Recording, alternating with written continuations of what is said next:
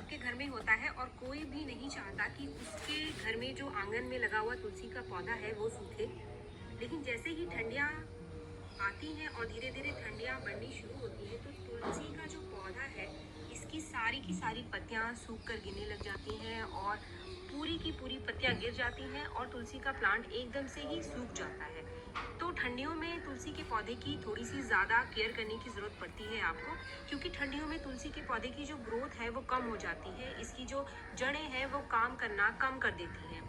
तो अगर आप कुछ चीज़ों का ध्यान नहीं रखेंगे तो ठंडियों में आपके तुलसी के पौधे की पत्तियां पूरी की पूरी झड़ जाएगी, आपकी तुलसी पूरी की पूरी सूख जाएगी। लेकिन अगर आप कुछ चीज़ों का ध्यान रखते हैं तो आपकी तुलसी की प्लांट कभी भी नहीं सूखेगा, पूरी ठंडियाँ आपकी तुलसी हरी भरी बनी रहेगी।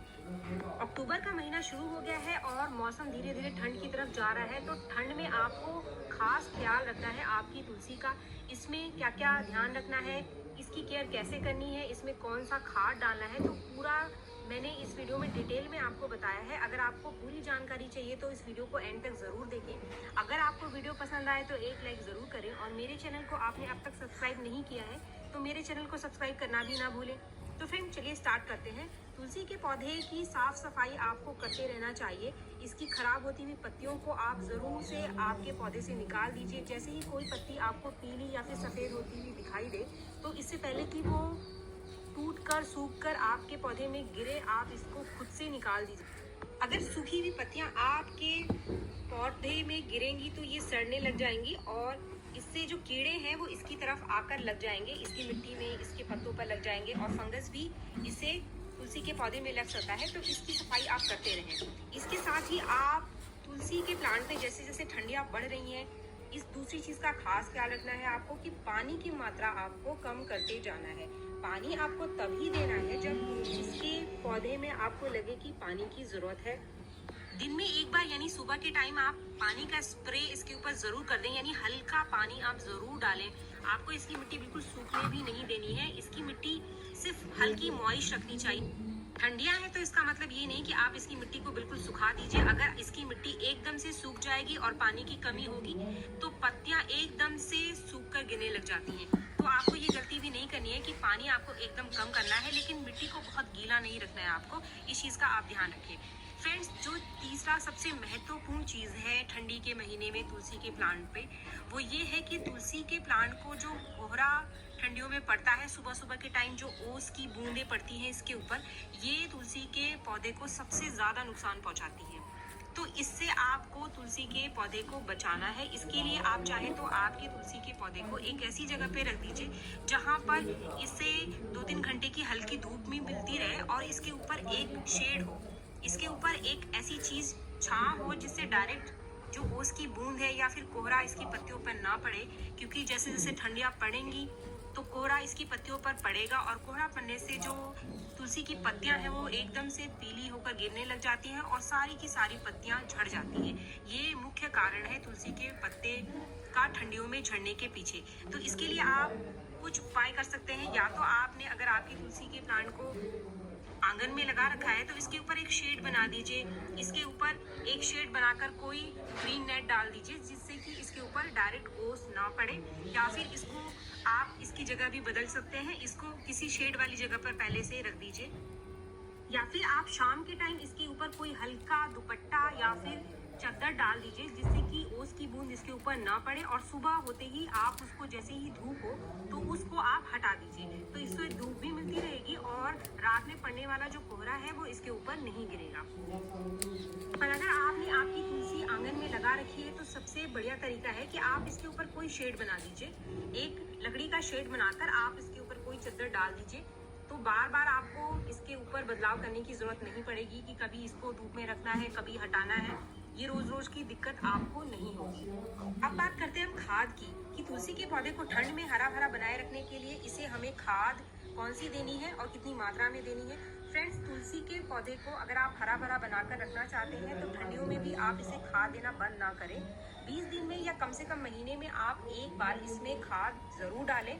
यहाँ मैं जो खाद डाल रही हूँ इसका इस्तेमाल आप पूरी ठंडियाँ कर सकते हैं आपके तुलसी के पौधे में। उस खाद को कैसे बनाना है चलिए देख लेते हैं।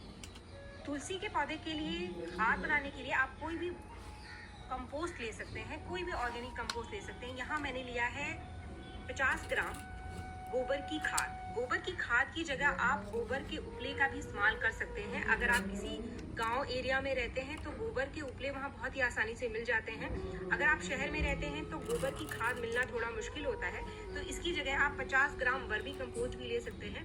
50 ग्राम वर्मी कंपोस्ट को लेकर आप इसे एक दिन के लिए भिगो कर रख दीजिए। अगर आपके पास नीम की खली है तो आप 1 चम्मच नीम की खली भी इसके साथ डाल दीजिए। इससे बना हुआ लिक्विड फर्टिलाइजर जो बनता है वो हमारे तुलसी के पौधे के लिए बहुत ही बढ़िया फर्टिलाइजर बनता है। अगर आपके पास नीम की खली नहीं है तो आप नीम के पत्तों का इस्तेमाल भी कर सकते हैं। आप कुछ नीम के पत्तों को भी इसके साथ भिगो कर रख दीजिए। इस खाद का इस्तेमाल करने से पहले आप आपकी तुलसी के पौधे की मिट्टी की हल्की हल्की गुड़ाई कर लीजिए। गुड़ाई करने से जो मिट्टी है वो इसमें एरेशन बना रहता है, ऑक्सीजन की मात्रा बनी रहती है जड़ों में, तो हमारा पौधा जो है वो हेल्दी बना रहता है। हल्की गुड़ाई करने के बाद जो खाद हमने तैयार किया है इसको हम हमारे तुलसी के प्लांट में डाल देंगे।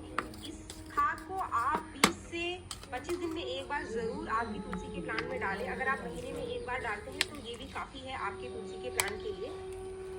इसके बाद बात करते हैं हमारे तुलसी के पौधे में लगने वाले कीड़े और चींटियों को कैसे दूर किया जाए ठंडियों के टाइम। तो इसके लिए जो सबसे बढ़िया सॉल्यूशन है, ऑर्गेनिक सॉल्यूशन है, वो है नीम की पत्तियाँ। नीम की पत्तियों को आप सुखा लीजिए और सुखाने के बाद इसकी कुछ पत्तियों को तोड़कर आप इसकी जो मिट्टी है इसमें आप फैला दीजिए। तो इससे चींटियाँ कम से कम आपकी तुलसी के प्लांट में लगेगी। जो ये अगर आपके पास घर पर कोई ऑर्गेनिक कंपोस्ट नहीं है तो इसकी जगह आप सूखी हुई चाय की पत्तियों का इस्तेमाल आपके तुलसी के प्लांट के लिए कर सकते हैं। ये वो चाय की पत्तियां हैं जो चाय की छन्नी में चाय बनाने के बाद बच जाती है, तो आप इसे अच्छे से पानी से धोकर सुखा लीजिए। अगर इसके अंदर कोई अदरक वगैरह है तो आप उसको जरूर से निकाल दीजिए और अच्छे से सुखाना बिल्कुल भी ना भूलें। और 10 दिन में एक बार आप 4 से 5 चम्मच आपकी तुलसी की जड़ों में अगर डाल देंगे तो इसमें नाइट्रोजन की बहुत अच्छी मात्रा होती है। इससे भी आपकी तुलसी हरी भरी बनी रहेगी।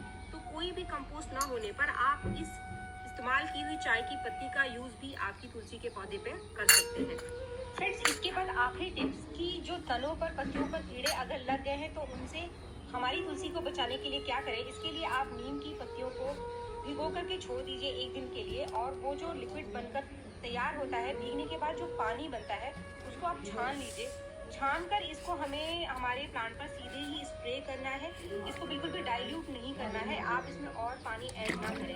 अगर आप नीम की पत्तियों के रस का इस्तेमाल करते हैं तो आप उसे डाइल्यूट कर सकते हैं, उसमें और पानी आप मिला सकते हैं। लेकिन आप इन भीगी हुई पत्तियों का जो पानी है इसको बिना डाइल्यूट किए हुए आपकी तुलसी के प्लांट में 10 से 15 दिन में एक बार स्प्रे कर देंगे तो आपकी तुलसी की जो पत्तियां हैं वो हमेशा हरी भरी रहेंगी। इसके ऊपर कोई भी कीड़ा नहीं लगेगा और चींटियां भी नहीं लगेंगी। तो फ्रेंड्स, आप इन सारी चीज़ों का जो मैंने टिप्स बताया है इनका ध्यान रखें और आपकी तुलसी का केयर करते रहें। अपनी तुलसी के पौधे को आप शेड वाली जगह पे रखना बिल्कुल भी ना भूलें और महीने में कम से कम एक बार आप इसको कोई ना कोई ऑर्गेनिक कंपोस्ट ज़रूर दें।